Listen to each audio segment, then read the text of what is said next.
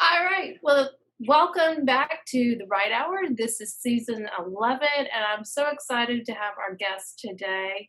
It's Rob Bonnick, and he has an interesting story. And this season, we're talking about the power of story. So, Rob, glad you're here. I'm so happy to be here. Thanks for inviting me on the show. You're welcome.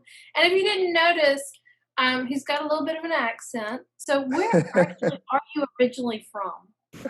Yeah. So originally I was born in London, and but then it's one of those things where if you travel a bit and then you move around a bit. I lived in Italy for a while. I lived in Australia for even longer. And by the way, Australians do not speak English; they speak Australian.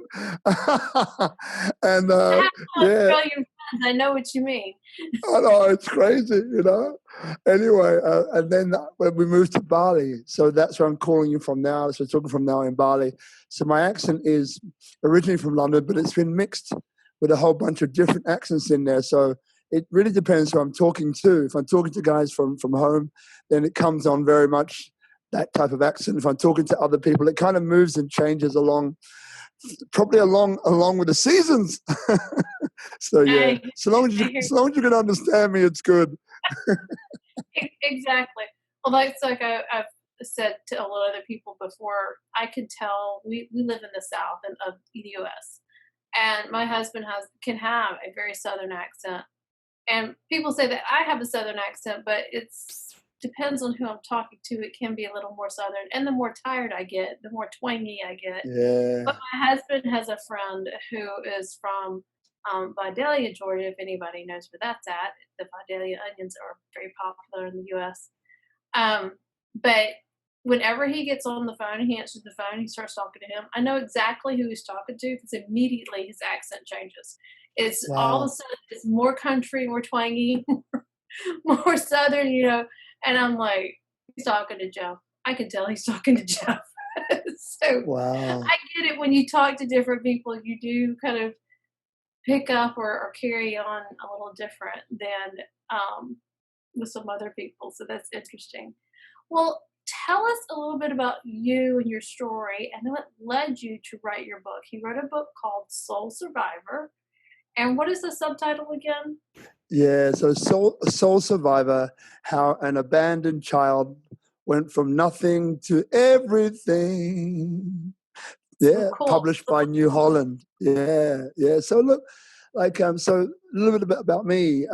So I was born in London, as I think I told you before, and I had a different upbringing to most. So my parents came from Jamaica, so I've got a Jamaican background as well. And interestingly enough, actually, I found out recently that my Jamaican side of my family, people like Martin Luther King, Malcolm X, Marcus Garvey, they're all Jamaican Maroons. So my family is steeped in a bit of in a bit of history. So anyway, but I was born in London, and my parents had a kind of a fatal attraction, so I didn't grow up at home. My older brother, my older sister, and myself. Now, my older brother was fostered to a foster home in London. So foster home is like a short stay kind of children's home as such, and then they try and find you a family to go and live with. So that was my elder brother. So we never really had much contact. Whereas my elder sister and I were much closer in age. And what happened with us is that we lived in two children's homes. For me, from the age of 6 months to the age of 18 years, well, 17 and a half years to be precise. And that was in London. So my life was that, I grew up in this Mhm. children's home. So children's home is a place, it's not like a boarding school. It's literally like a home that you live in with parents which are called members of staff. So they're like surrogate parents, right? And in Right. this children's home lived 18 different kids, all different ages. But the idea is that whichever age you came in, you would leave at 18. So 18, you become an adult and you leave. So you kind of moved out, and it's like you're on your own, right? And and you basically move out. So for me, because I was there very early, from 6 months to 17 and a half, 18, I saw a lot of kids come in who were maybe 5 or 10 or 12, and they would come in, stay for 4 or 5 years, and they would leave. So I saw tens, maybe hundreds of kids coming in. So So my life wasn't really destined for greatness. You could say that, right? Most kids in Right. children's homes, they're from broken homes, right? So they're not that stable, and they end up usually in trouble with the police, or sometimes dead, or just people in society that don't necessarily go out and create some very positive impacts. So, but what happened for me is that I managed to somehow put some understanding, some learning, some lessons together, and I ended up probably playing basketball for my country. So I played basketball at an elite level, and that was the first time that I think I saw that if I put my mind to something, there's more than I could do than what my surroundings could offer. Hmm. And so basketball for the country was the first thing, but then after that it was like, well, what else can I do? And then so to cut a long story short, what I ended up doing is that I ended up, doing things like I worked with Madonna for a period. I became a model, and I worked with the supermodels. That's like Evangelista, Naomi Campbell, all these famous supermodels. I moved. I had a business voted number 3 in the world in Australia, a club. Then I traveled to different countries. I have a family of my own with 2 kids, which was never part of the plan. And what else? There's a few other bucket list type items in there as well. But it's just that, I really saw that again, the only thing that limits me are the thoughts in my head. The only thing that limits me is that glass ceiling that I put on myself, which is saying you can only achieve so much, right? And then I became an inspirational speaker and a coach. And then what led to the book was my message has always been, it's not where you start in life, but where you're going that's important, and what you learn about yourself along the way. And the book Soul Survivor: How an Abandoned Child Goes from Nothing to Everything is basically a journey which is representing that, right? It's representing the fact that I didn't get the best start for what most call the best start in life. I actually think that it was the greatest start I could have got. But and then I focused on where I was going, right? Who I was in the process, but where I was going. And taking that on board, the book was born, which is an extension of a keynote that I was doing called "Man in the Mirror." And the man in the mirror, a little bit like Michael Jackson, but man in the mirror is is really about like the change starts with you. Everything starts with the man or the woman in the mirror, the one you see every day when you're brushing your teeth, or when you're washing your face, or when you're looking at putting on makeup. Everything starts from there. And if you can make that journey, that move inside, the outside will change accordingly. Yeah, definitely. I love that. Well, what got you to basketball? Was that before you left the children's home, or after you left the children's home? What made that transition to get you to the point of saying, "Hey, if I put my mind to this, I can really do this." What really got you to that point? Yeah, great question. So what it was is that there was, as I mentioned, 18 kids at any one point in time. And one of the beautiful things, because there was bullying, there was racism, there was all sorts of things going on, even though that children's home was run pretty well. I mean, one guy who was a guy who I really idolized as well, he ended up playing pool one day in a pub and ended up getting shot in the head, so he didn't make it. So there were lots of different role models, some doing what we might call the right thing, and some doing, let's just say it wasn't really necessarily the right thing to do. Or let's say that those decisions had very serious consequences, right? Because at the end of the day, that's what a decision is. It's just something that you do, and it's a consequence of which will be borne out that decision that you take. So part of what I realized early on is that I had good hand-eye ball coordination, but it was also through the kids in the children's home teaching me and helping me, right? I remember one guy, Gary Lee, Nigerian guy, great guy, great looking guy, had a beautiful way of speaking, had the gift of the gab, had many girlfriends, which at that time was something which I looked up to, and was a great dancer, was good at kung fu. It was like, this guy has got everything. This guy has got everything, right? And I remember he took time out to teach me how to volley in tennis, right? So in volleying in tennis, you can either be passive or you can literally punch the ball away.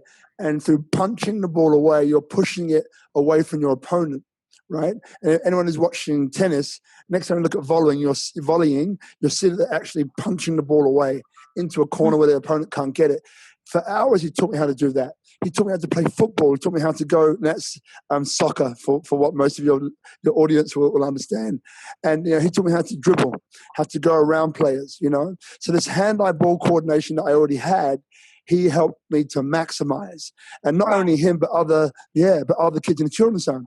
So then what it came down to at school, so this is as a schoolboy. So this is like the first 14 years of school, I was the only black kid at school. So I thought I was white, right? So my values were, it's crazy, I know. So my values were more Caucasian than they were black or anything else for that matter.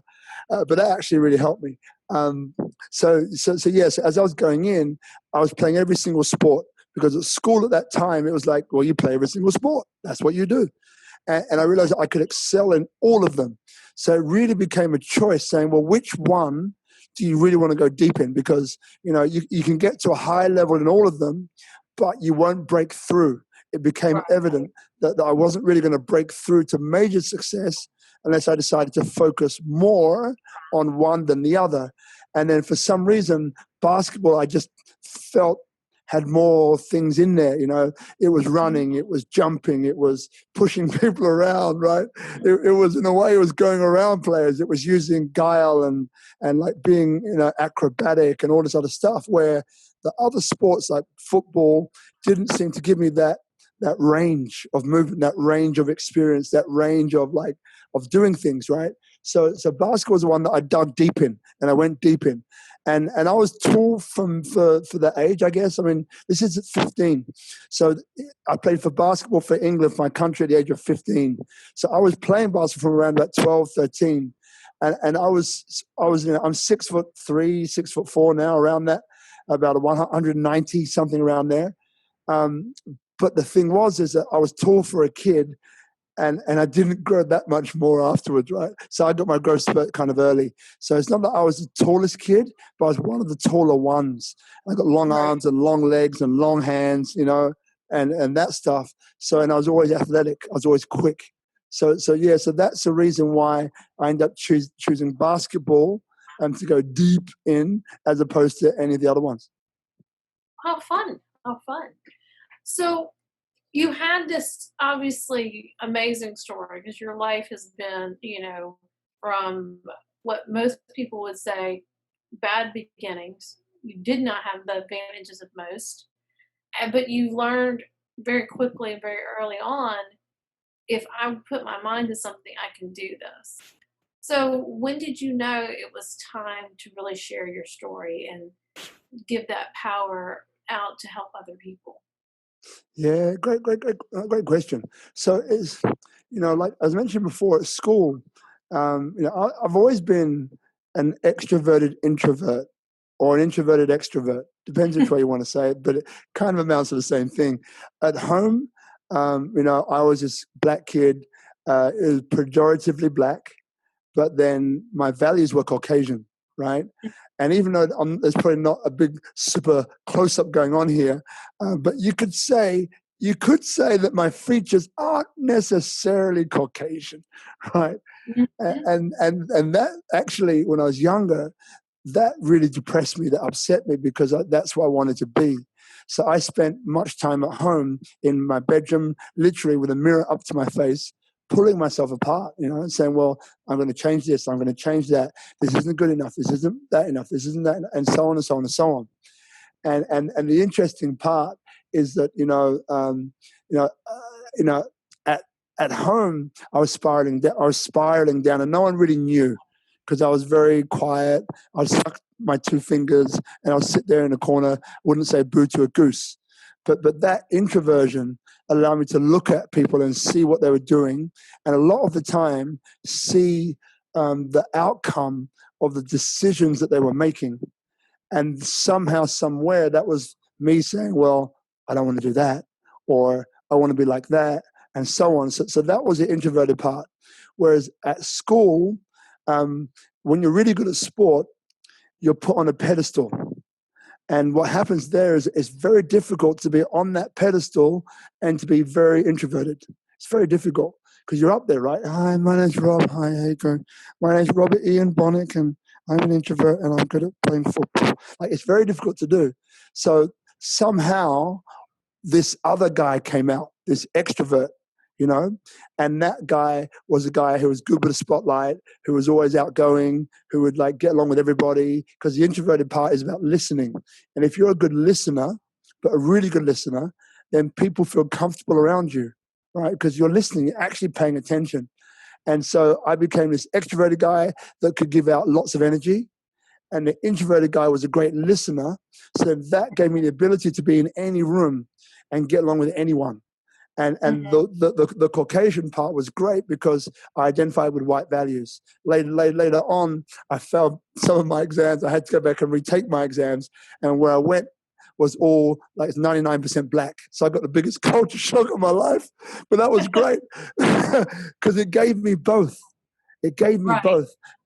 And that thing about Martin Luther King, Malcolm X, Marcus Garvey, the reason why I brought that up is because all in all, what basically happened was that I wanted to be Secretary General of the UN. I realized very early that my role was to be an ambassador, was to bridge the divide between black and white or green and purple, whatever the color didn't matter, right? So that's where all of that importance came out of it.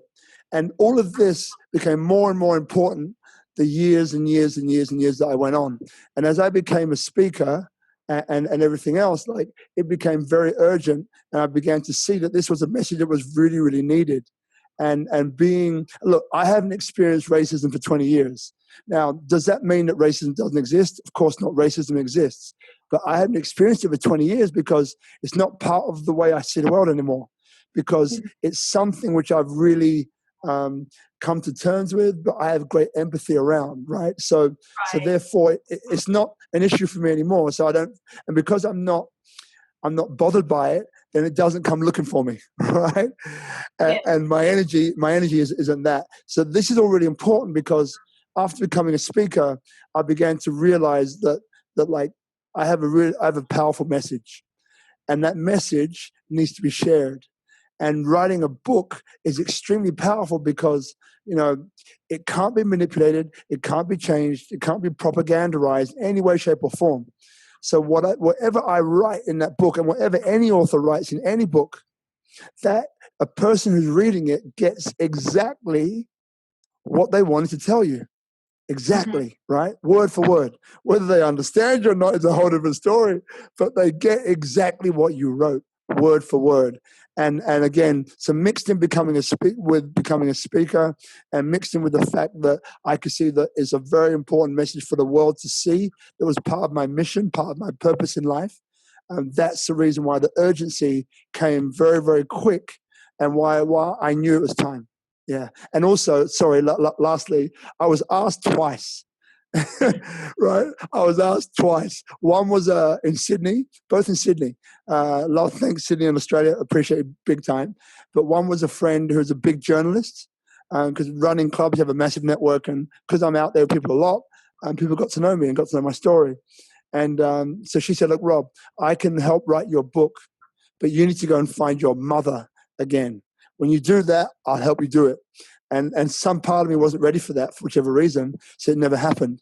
And fast forward 6, 7, 8, 9 years, whatever it was, I met someone else, another good friend who I thought was still a journalist. And she was like, Rob, you should write your book. And I was like, this is the second time something's going on here. And I was like, well, you know what? Like, the universe conspires to support you, right, in whatever you do. It's universe or God, call it whatever you want. So yeah, the second time when it came along, I was just like, well, I can't miss this one up. And I was like, okay, but I haven't even got a publisher. And then after she stopped laughing in my face, and when someone laughs in your face like that, it can be quite uncomfortable when they don't stop. Turns out that she was a publisher, right? And she was a publisher for New Holland Publishers. And There you and 2 weeks later, 2 weeks later, we had a book deal. there you go. And that's the exciting part about this, especially for those listening. If you do have, a very interesting story like Rob's, and you have more than one person asking for you to write a book, most likely that means you need to write a book. Somehow, some way, get help, um, i.e., Joyce or Rob, um, and you can get your book written. But that what I love is that you kept listening though too, because you knew with everything that you've been through that there's a story that would touch someone's life and help someone out there because especially with everything, and I'm sure you're well aware of everything that's going on in the US. And I know it goes on in other places and there's stuff going on in other places, but the whole racism thing that's going on right now in the US, it's very, um, I don't know the right word for it. Disturbing is not the right word. Yeah, Um, but it's very confronting for a lot of it people. is, Very well, confronting. it makes me sad because Yeah. it makes me sad in the sense that America is a great nation. We have a lot to give the world, but right now we're divided and we're hurting each other. And Mm, when you're divided and hurting each other, it's hard. You can't give out because there's so much going on in. And so I know I can't solve the problems myself, mm, other than I can solve what's in my own heart, anything yeah. that's in my own heart. And I feel like that's what you've done with your story is, this is how what happened to me. But instead of taking my life and being mad because I didn't grow up with parents and go, get into drugs and whatever else you could have got into, um, you chose a different path. And that path is something that many young boys can look up to now. Hey, Mm, Robert did it. Look what he did, and he didn't have mm, squat. He didn't have mm, parents going, "Hey, Rob, you're so awesome. You should do this." Right? You didn't mm, have that. I'm sure you had some people who said, "Hey, Rob, you ever thought about doing this? Have you thought about playing basketball, soccer, football, whatever?" And you did all those things, but you didn't have that steady home parent situation. And a lot of boys and girls across the world are in the same situation. So you mm, have that light. And I love that you are taking that and sharing it with the world. And, for those listening, maybe your story isn't as profound, but you still have a story. Our mm, our struggles always can help those behind us who want to do what we want to do, right? Like I'm a writer. It hasn't been easy and roses the whole journey, and mm, most writing journeys aren't. That's just part of how it works. But I can help people save them some headaches and struggles by working with them and mm. helping them along the way. So I love that that's what you're doing. So Yeah, how and mhm. Go ahead. What were you gonna say? Thank you. I just want to touch upon one thing that you said because it's really important, right? So with this whole thing happening in the US and around the world, but spotlight on the US. By the way, I love the US. I traveled around the US, 3 drive-away cars. Jack Kerouac on the road. There's another book for you. Jack Kerouac on the road. This is 30 years or more. And we took 3 drive-away cars. If you don't know what they are, just check out drive-away cars. It will blow your mind. And we took the first car from Chicago, flew into New York, went down to New Orleans, up again to Chicago, um, through New England, all the rest of that. Chicago to Seattle, all the way across the Badlands, skipping in and out of Canada along the way, Yellowstone, all the way up there to Seattle. Then that was one car. Another car from Seattle all the way down to San Diego, again, following the coastline, dipping in, seeing some national parks along the way. And then from San Diego into Albuquerque, New Mexico, was the other car. And again, Mhm. seeing some amazing country, the Four Corners down there. Like, I love the States. I think it's an amazing place. And, I remember coming from England, some people in England like, oh, Americans come here and da-da-da-da. It's this thing it's this stupid stuff that we have in our minds about cultures, right? Which is not actually the truth, but it's like generalizations. Let's call it that. Right. And I remember that when I went to the States, I just realized that, you know what, like everything is kind of here, like if you want snow, you got this, you got the mountains, you got the Rockies, you got skiing. If you want, like tropical paradise, you got Hawaii, you got da, da, da, da. Like whatever you want, there's a place for it in the States, Mm. and I'm really glad that I got the opportunity to travel around, met some incredible people, and so like again, the States I think is an amazing place, Mm. and yeah, so that's the first thing.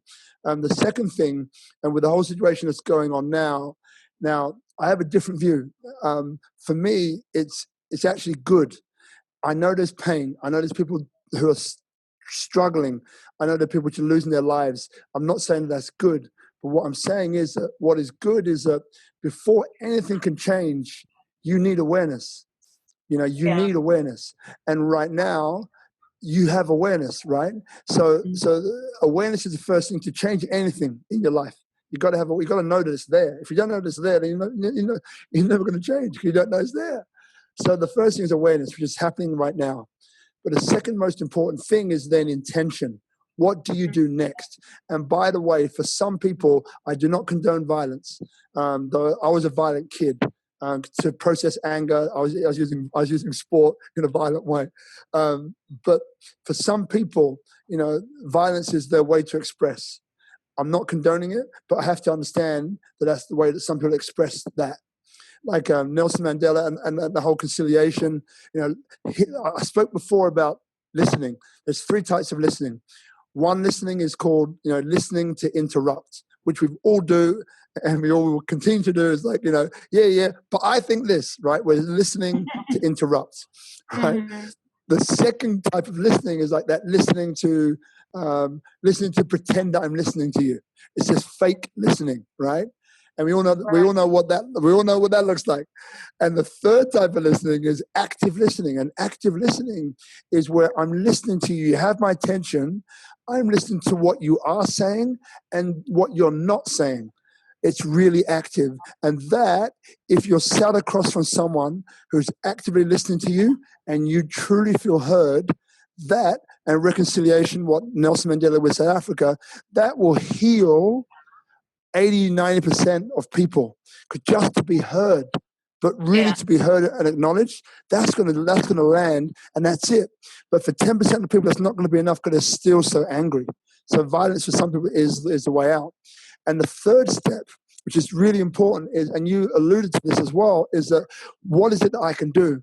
It seems like such a big problem or such a big thing to deal with. What can I do? The beauty of it is that we can all do something. And that thing is, man in the mirror, right? It starts with us. The change starts with us. Yeah, so basically what happened is that age of 12, history class, 100 Years War. And what happened was that a kid in the back put his hand up and said, "Miss, yes, 100 Years War, yeah. It can't be the same people fighting, can it?" And I was like, 100 Years War. And it flew over my head. I didn't get it at the time. Later I did. What he was saying was that, that it's what we passed on to our kids. Because Mhm. between the ages of 0 and 7, we're in the theta brainwave state. And that theta brainwave state, basically, we are a sponge. And we Mhm. mimic our parents or the people around us that we spend most time with. And there's nothing we can do about it, right? It's not. We don't listen to what our parents say. I've got 2 kids, 2 and 4, and I see it every day with them. They don't necessarily listen to what you're saying. They look at what you do, and they Right. copy that. Now, Right. if we know that, and then from the age of 7 onwards, the RAS is a different brainwave state comes in, and we just basically we're kind of set on our tracks. If we're trained, we're kind of set on our rail. We're set on our path. And our RAS is a particular part of our brain, the reticular activating system.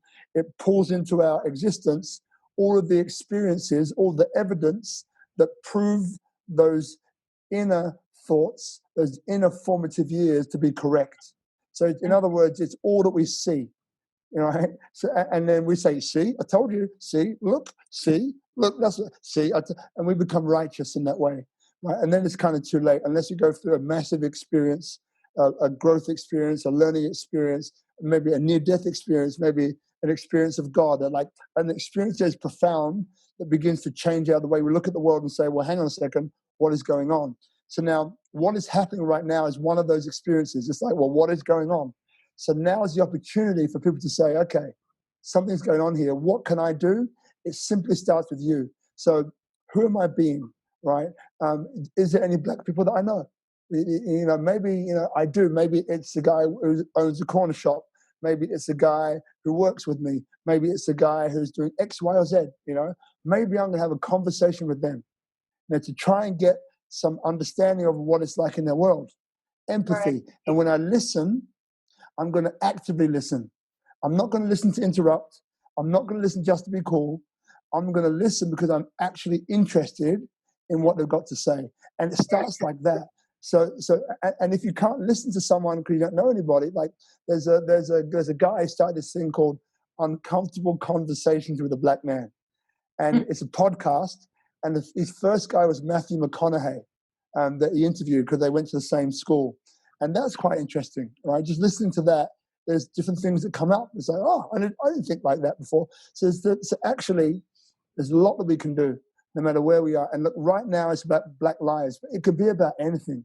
It really Right. can, but the process is the same, right? Which is awareness, intention, and then action. All right. So Right.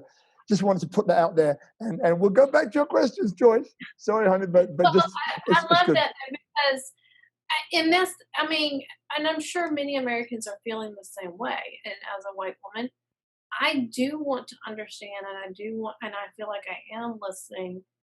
Um, but the only problem I have with is the anger and the unnecessary destruction and hurt of others. I mean, just this Yeah. weekend, there were 3 shootings that little kids were shot and killed. Wow.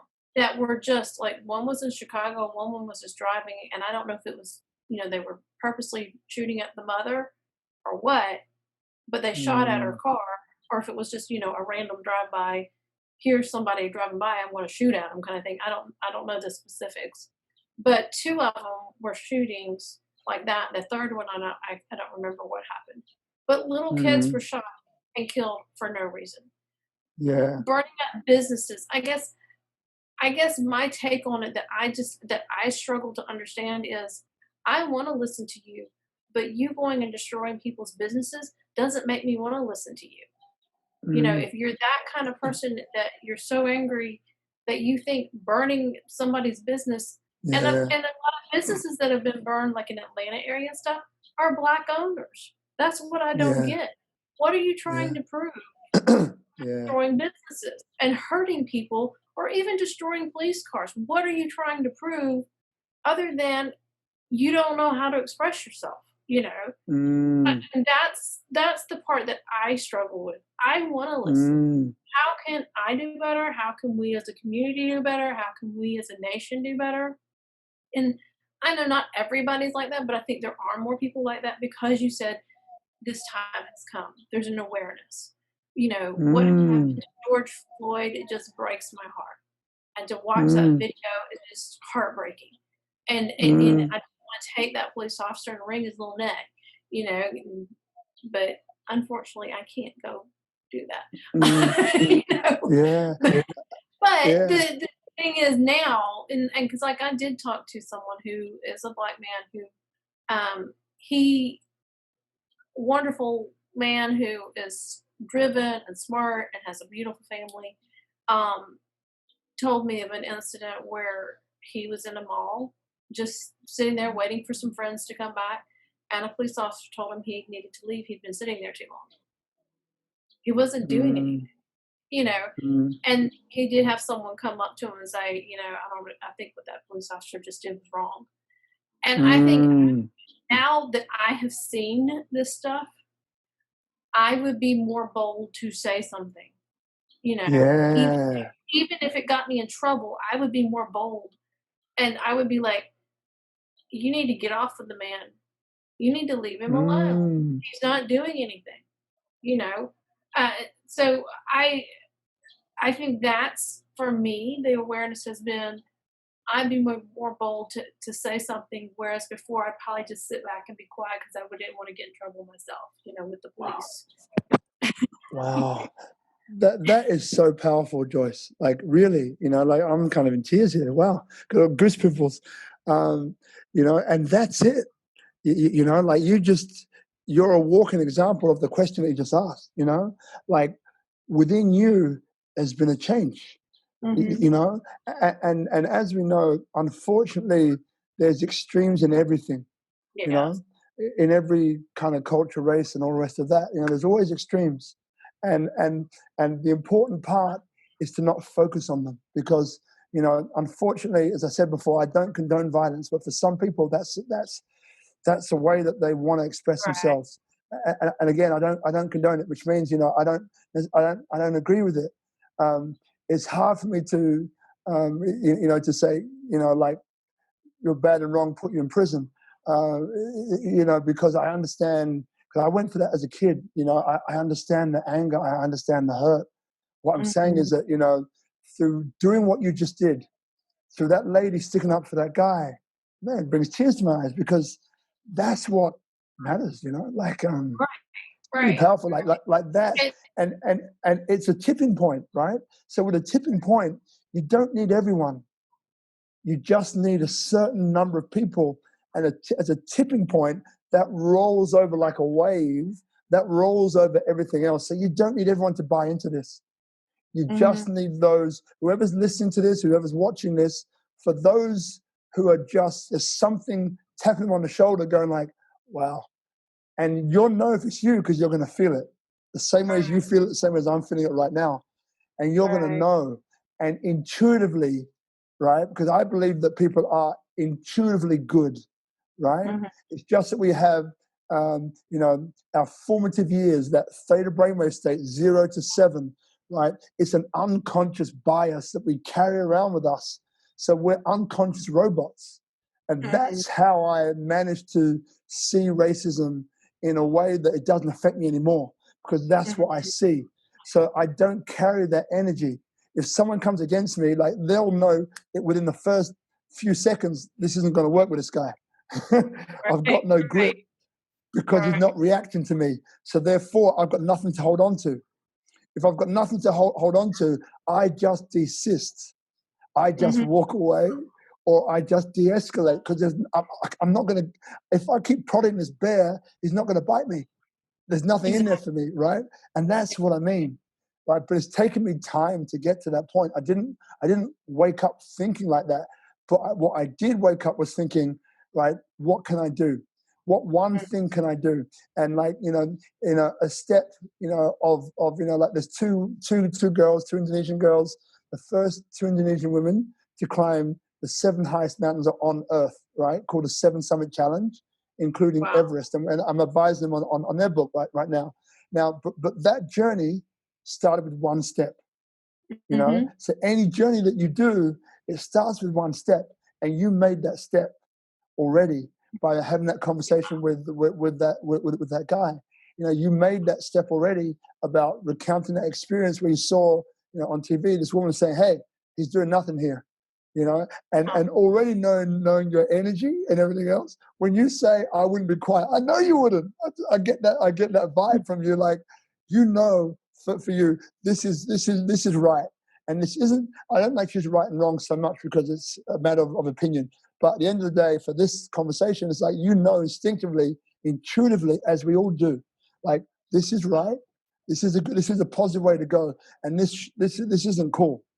So Yeah. you know what? I'm going to say something, and trust me, the minute you make that shift, then in life you can be two things. You can be positive or negative with anything. That's Right. it. You can't be both. No, no, That's you it. can't. Yeah, and as back to the violence thing too. The other thing I want to point out, I know a lot of the violence here isn't always. I think some of that is organizations, and I don't understand what Antifa is or does or whatever. But I think there's people out there doing things to make it worse than it really is, Yep. because they want the tension, they want the anger to rise up and bring on more unrest. And whereas, because I saw a video, there was one of a lady She was protesting peacefully, just walking through. I think it was Atlanta. Um, and these two white girls, I think one was Asian, but they're white. Um, they were spray painting on a business, Black Lives Matter. And she's like, "Why are you doing that? That's not us. Why are you defacing somebody's property? And they're going to think it's us." And when I saw that, and I've just heard other things, I Wow. realized there's people out there trying to make the perspective of black people are just all thugs and they're out there destroying things is what they want us to believe. And I know it's not true. I mean, I know plenty of both, white and black that are wonderful people and that, I would die for them, I'd do whatever I needed to help them. So I just wanted to say that when as far as Mm. the protest goes, that I know that it is not all, or I say more riots. Protests, I don't have a problem with. Protest needs sometimes that needs to be done, and this is probably a time it needs to be done. But the rioting, that's where the looting, the hurting other people, that's what I have a problem with because I don't feel like that's going to solve anything. That's going to make things worse, And I know that's just hard for me to understand because of where I come from. And my perspective is more from a spiritual perspective of, you know, if you talk to somebody and you try to come to understanding and you open that dialogue and that conversation, you're going to get much further along than if you attack someone, And so Mm.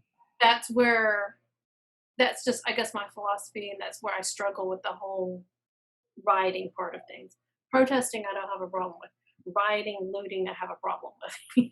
Where you're Mm. throwing things at cops who are trying to protect you. That's where I have a problem. But obviously, I've never been black, and I can't say. I can't say what I would do if I had been raised differently. If my skin. Color was different. So Mm. enough on that. Yeah. Thank you for allowing that. Thank you. Yes, but it was a very timely conversation. I told him before we got on if we went down any rabbit trails, I'm fine with that. So we just went down a long rabbit trail. That was fun. Oh, but, so next question is, how can sharing a powerful life story help people with their business? Because I know that that's something that you do, or it could be their platform or their business, however you want to put it. But it helps people sharing their powerful stories. How, like people that you work with, what has it done for them? Mm. Great question. So, what's coming up for me over the last week, 2 weeks, a little bit more, probably 3 weeks, is that as people, right? People inspire people, Yes. and and I've been looking into that, going a bit deeper into that, and that's one thing which I love about books, because books, podcasts, um, documentaries, interviews, you know, it's when you see somebody, like you and I go into a room, we talk to 100 people, we've got the same 3 points in our message, and of that 100 people, when you go on, it's like, yeah, Joyce, I get you, girl. Maybe that's a portion of the room. I go in there, and it's like, yeah, he's a good guy, but I don't get him. Or some other portion of the room is like, yeah, I get you, Rob. It's the same 3 points, right? But people respond to us differently based on a whole bunch of different things. But the beautiful thing is that people inspire people. When you read a book, when you read a life story, and you see that they went through challenge, they went through this that you did, and you look at that book and it's like, that's me, that's my situation, that's what I'm going through right now, and this book can help me. Wow. And you get to the end of it and you get those one or two insights and you're like, wow. And if you're in that space, can change the way you look at your life, can change the way you look at the world, which includes your business. It's powerful.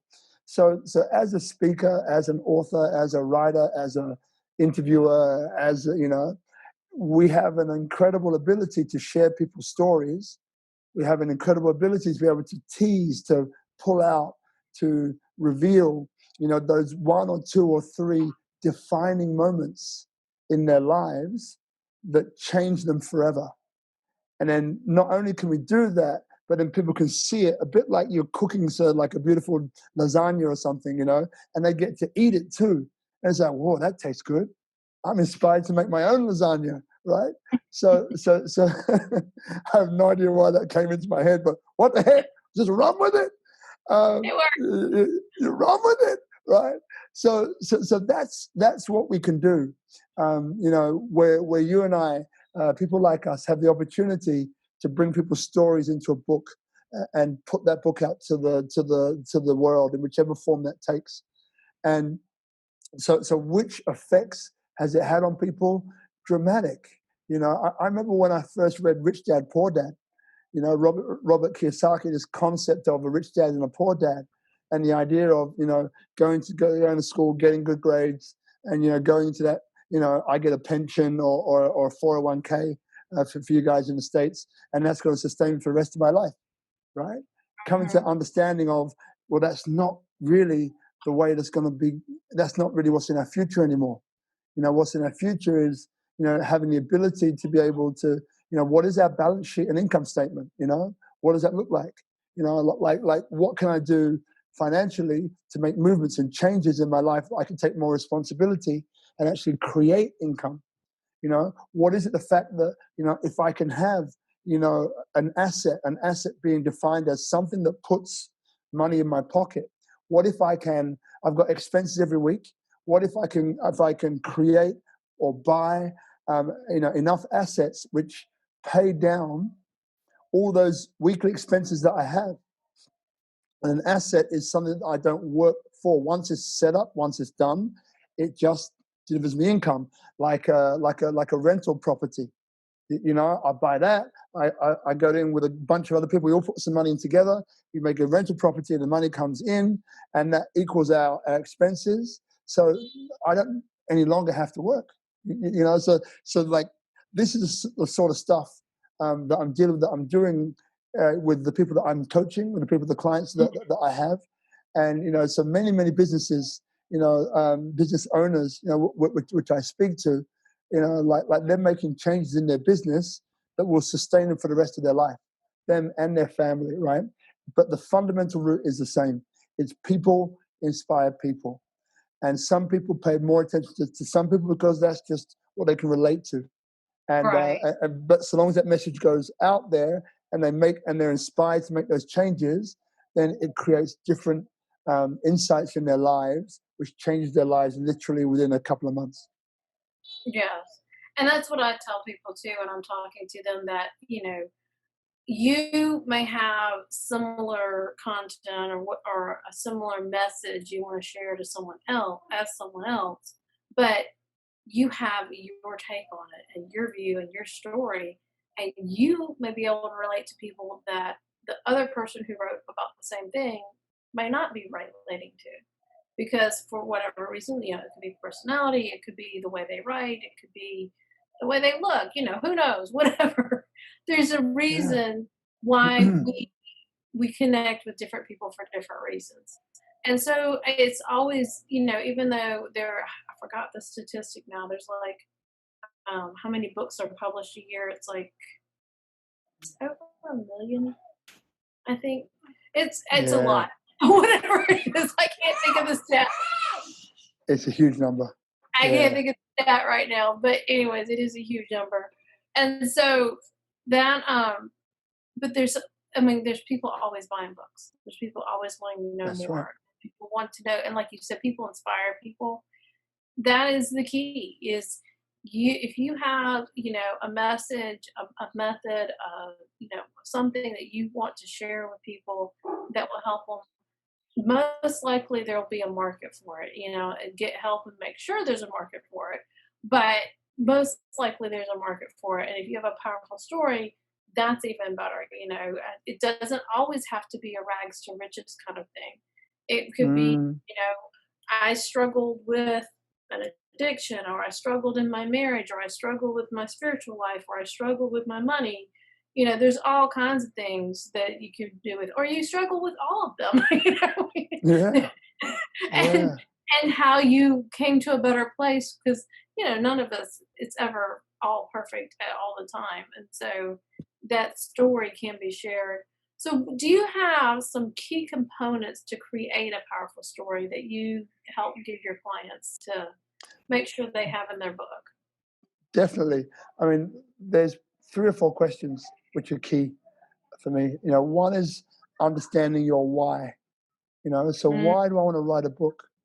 You know, and I've tapped into what mine is. I feel just my kids walking by, hello kids, and my beautiful girl Medina. Yeah, so it's understanding your why. So for me, as I mentioned before, my why comes from that background. Comes from the fact that I've always wanted to be an ambassador, wanted to bridge the divide. So that motivated and inspired me like you wouldn't believe. So mm, my like why is really powerful, and also for the other kids in the children's home who didn't make it. I feel mm, like they gave me the best of them. Gary showed me how to volley and to dribble. Stephen taught me something. Raymond taught me something. Ivan taught me something. Leslie, Gail, Tony, Kate, they all taught me something. Lee Burke, like they all taught me something. So I'm duty bound, right, to take what they taught me and to bring it to other people, right? yeah, So it's in service too. So the why is the first one. And these are not necessarily in order, but why is a very important one. Another one is like what is your intention with the book? What is your intention mm, with the book? So my intention was, well, I want to share this message with a lot of people. I want to share this message with a lot of people. So my intention is I want to get this out to as many people as I can. So that was my intention. And who am I writing for? Who am I writing for? And it was like, mhm, well, okay, who am I writing for? And I broke it down. I was like, I'm writing for people, who want to look at themselves, who realize that there's something that might need to be uncovered here. There's something that needs to be peeled off, a layer that I'm not seeing. Why do I think the way that I think? mm, How do I want to get the best out of myself? How do I want to get the best out of my life? How do I want to improve myself? I'm looking for those people. I'm looking for those people who are like furiously looking to grow. So for me, mastery is how I live my life. I don't go for perfection. I go for mastery. So what that means is that, and I was watching a documentary with Kobe Bryant the other day, actually, great basketball player, obviously. And he was saying, yeah, like, incredible guy. Like, I really didn't, because I'm a Jordan guy from way back, and I didn't give Kobe enough respect. I give him a whole lot more respect now. But he went to Italy early on to play basketball, and he came back to the States and realized that he was behind. Like he was like just about reaching the backboard, jumping up, reaching the backboard, and these guys are doing windmill dunks, they're doing reverse dunks, and he was like, I can only just touch touch the backboard. So he knew that he was behind. So what he said was, you know what? I'm behind. But if I improve every day, Monday, I'm better than I was yesterday. Tuesday, I'm better than I was on Monday. Wednesday, I'm better than I was on Tuesday. Thursday, I'm better than I was on Wednesday. And so on and so on and so on. And if I commit to that, not for weeks, not for months, but for years, right. if I commit to that for years, I know that I can excel. And that's what he did. So every day he looked to get better. Every day. And guess what? We know what happened next. His work ethic, even Phil Jackson, who coached Michael, says, you know what? Like the guy who's got the biggest work ethic I've ever seen is Kobe Bryant. Hmm. Work ethic, and Yeah, with Kobe it was like saying, well, look, I improve every day. I improve every day. And you know what? That's all I need to do. And as I go through that, I begin to love the process too. So I begin yeah, to love the process. So the work becomes not like work because you're loving the process. And then what he realized was that his emotional state. So he realized that there'll be days where he shoots the game-winning shot and he's going to feel amazing, right? hmm, And then And then 2 or 3 days later, you'll take the same shot and miss. Oh, and you feel awful, right? But he knows that I am not my emotions, right? I am not my body. I am not my mind. Then if I'm not those things, then what am I? I'm something a whole lot more powerful than that, right? So if you understand the process, which is that, then the sky is really the limit. And it starts from wherever you are now. So for me, in the morning, I get up and do like some push-ups, right? When I roll out of bed, I do push-ups and I go meditate. I started to be able to do a number. Now I can do 50 or 60, but that started without a break. But that started from starting where I was today. If that is one, if that is not one, but that's on my knees with my hands and doing one, that's where I start. You know, and and we plateau, expand. So expand, that's a steep learning curve, and then we plateau. Plateau is good because your body is imbibing what that feels like, and you're grounding it into your awareness, right? You're embodying it, right? And then as you go along on this plateau, then you have another growth spurt, woo, right? And then you go plateau, which is great, right? Because then you plateau and you get comfortable with that new sense of whatever it is. I get comfortable with $100 in my pocket, then $200, then $300, then $400, or I get comfortable doing 10 push-ups, and great. Now I get comfortable with 15 or 11.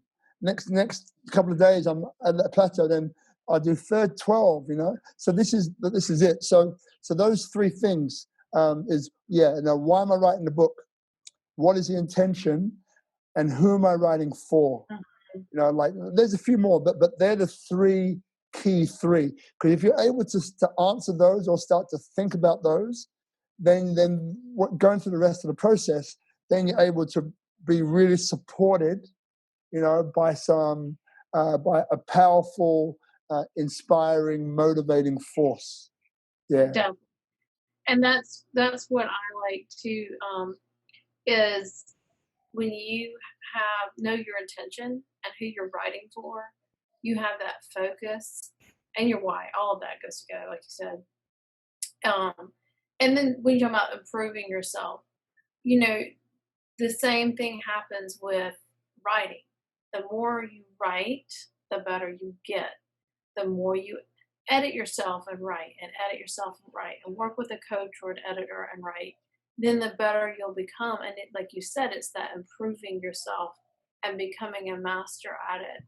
And, you can do that with any skill.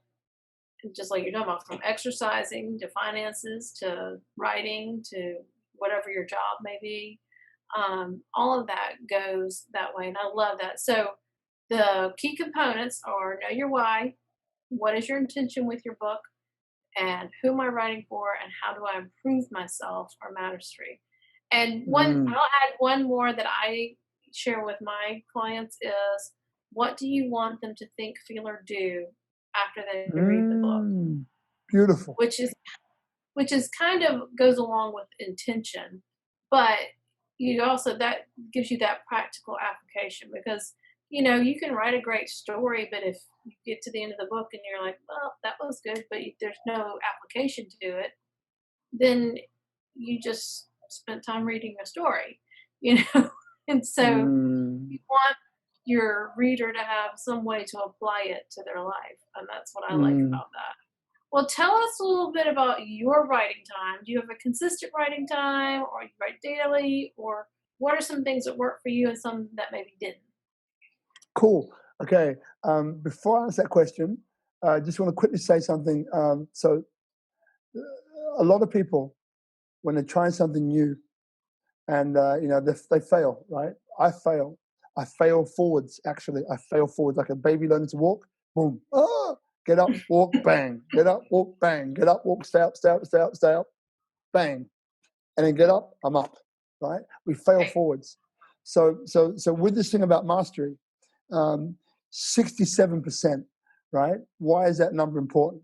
Because we often think that if I set out to do something, if I don't do it 100% of the time, I'm not going to do it. And I fall off the rails and I'm done. Whereas all you need to do is to do it 67% of the time. So for example, if I say I'm going to get up at 5 o'clock every morning, right? And let's say I choose 10 days. I'm going to get up at 5 in the morning for 10 days straight. Mm-hmm. So 67% means that if you manage to get up 6, let's say 7 times out of 10, the habit will still be there. Mm-hmm. You don't have to do 100%. Right. Yes, it's nice to do 100%, but you don't have to. 67%, that is the critical mass. That's the tipping point that you need to achieve to create a habit, right? Mm-hmm. So don't go hard on yourself and underachieve, meaning go really, really, really small. Most of the time we've got these delusions of grandeur. It's like, I'm going to go from 160 pounds to 100 pounds in a week. I'm going to do it. And it's like you're crazy, and you watch some guy who said, I did it in 2 days. I'm going to do it in 2 days, right?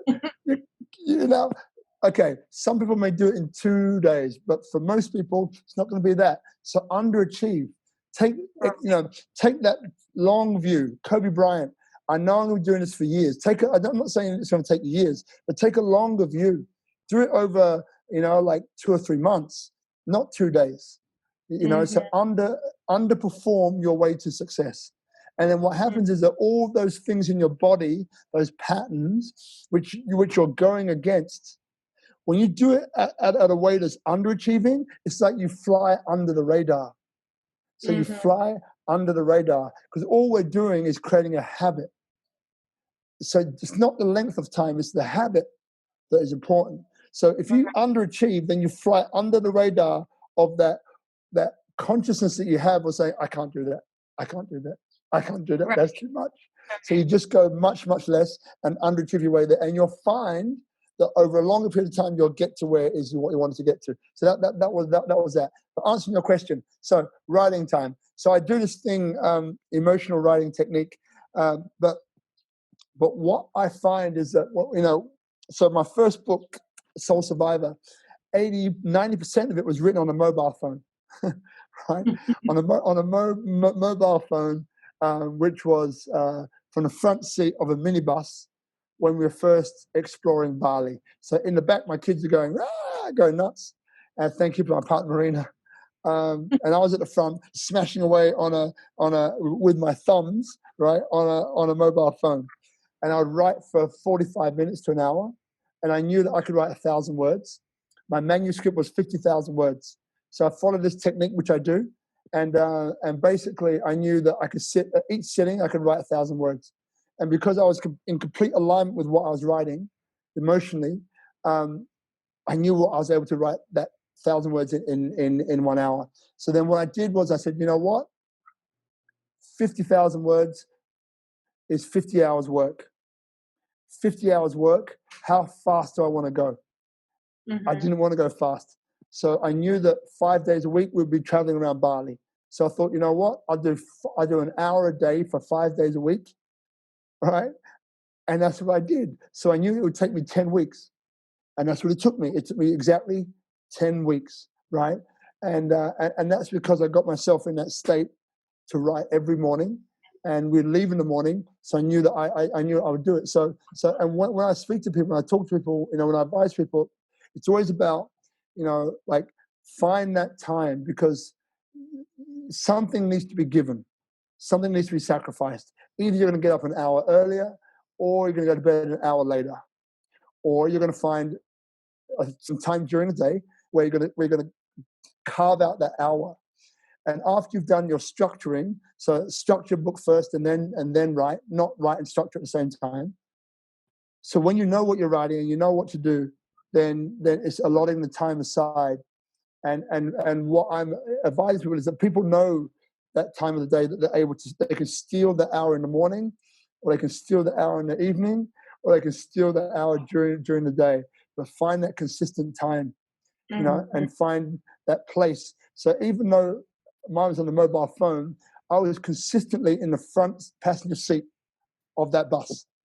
So I had my consistent spot where my mind, body, and soul and spirit would all come together. And now I'm going to be there, boom, at a certain time, boom, 5 days a week, and I'm going to write for an hour. and that's it, you know. And so that frequency, that regularity, was what my body needed to be able to settle and to be able to let the best parts of me come out onto the page. Mm-hmm. I love that. And when I want to add to people to what you're saying, because some people think, especially those that maybe haven't written yet or haven't written much, an hour, 1,000 words. Wow. It's like really, you can write 1,000 words faster than you think once you do it. And and remember, this is something that I tell all my clients. You do not want to write and edit at the same time. And I'm sure if you were doing that, you were not editing while you write.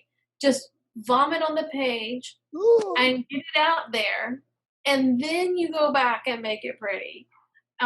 But you did some prep work. Is what it sounded like too, because you kind of knew where you were going to go with it before you started writing. Sounds like right with your book. Yes. Yeah, and I teach something called the right plan that helps people do that. And every client I take through it, they're like, "Oh my gosh, this makes it so much easier to write," because in your head you have this blob of ideas. But most people are Mm. like, "I don't know how to organize this into a book that's cohesive that somebody will want to read." I've got this concept, I know what I want to write about, but I don't know how to get it focused. And that's what I teach my clients is how to get focused. And then it does. Mm. You can write like that for that hour every day. And the other thing, that I tell people, like one lady that's a client of mine, she's only had 15 minutes and she did it on her phone. 15 minutes, as soon as she opened her eyes, she'd grab her phone and she'd type. And she did her whole, like, just her vomit on the page that way. Then now she's going back and organizing it and Yes. editing it, making it pretty. And so it can be done. You just got to figure out what works for you. For me, that would drive me nuts to type on the phone. I want a keyboard. I even have a keyboard for my iPad because my iPad's like a laptop. I can't stand I mean, I can type on my phone really fast, but I couldn't stand to like do a book on there. I can send a message or an Mm. email, but I'm not going to write a book on my phone. But if you can and that works for you, more power to you. Go for it. But I love that. I love that you set intention there, and that's the other thing I tell people all the time is you set intention, and then you stuck to it. And if you break it down, that's something I teach people. It's if you break it down, it's so much easier to do that. Last question: what words of advice and encouragement do you have for writers who want? I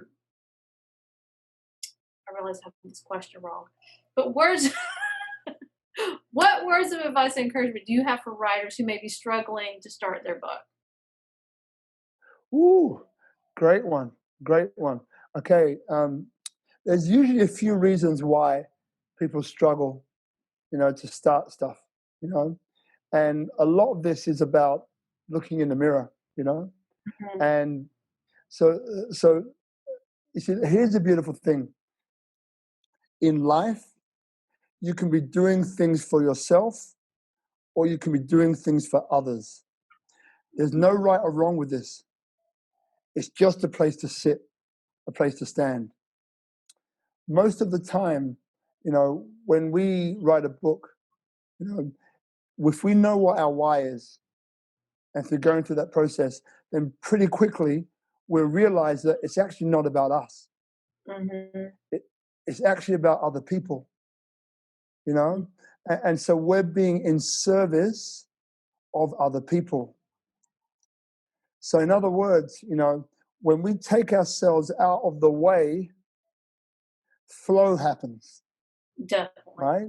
Yeah. And so most of the time, because we're stuck in our own head saying, oh, I gotta just me.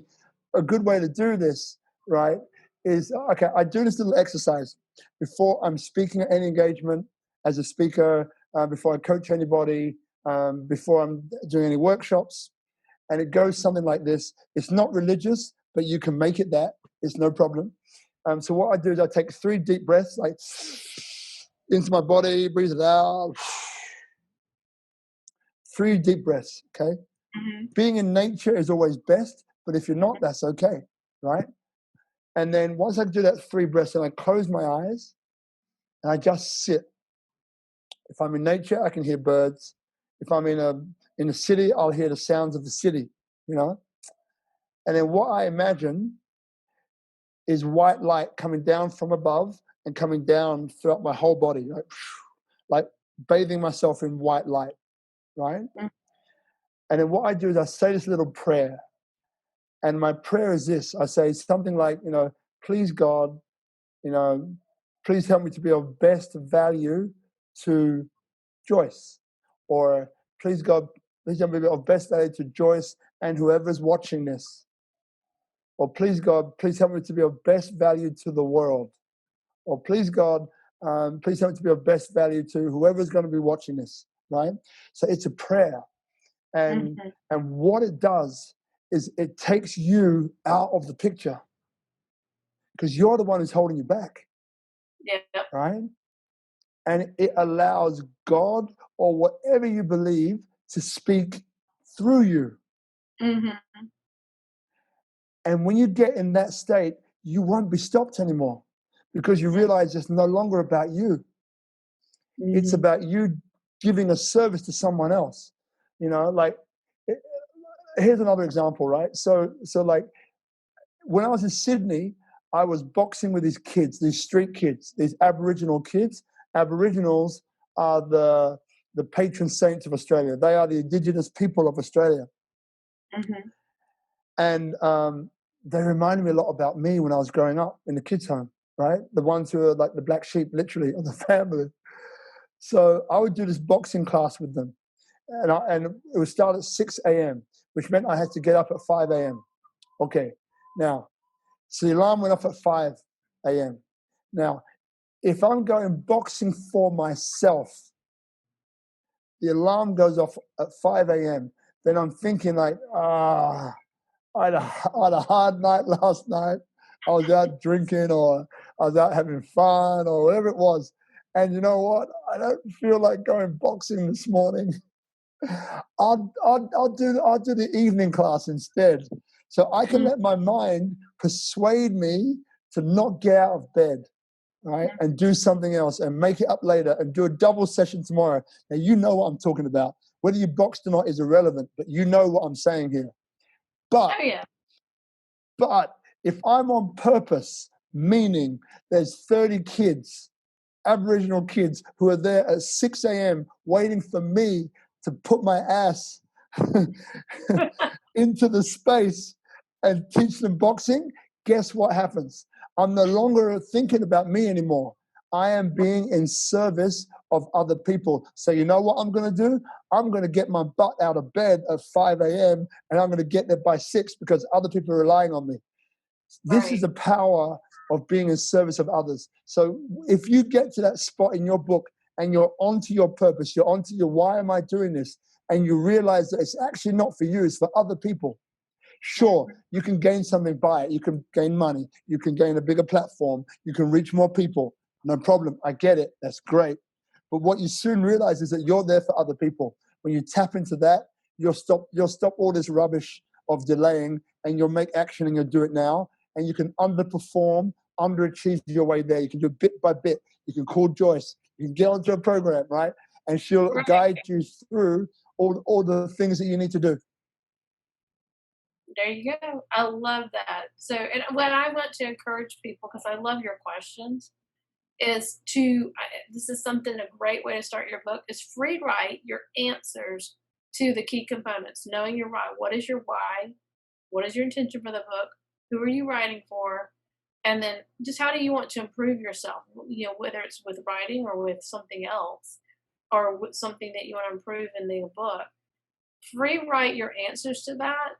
Take 15 minutes a day and think those through, and you're going to be well on your way to starting your book because you'll find little, what I call nuggets of gold in there when you start writing that out. Don't you think, Rob, that's a great way Ab- to release that story? Yeah, yeah, absolutely,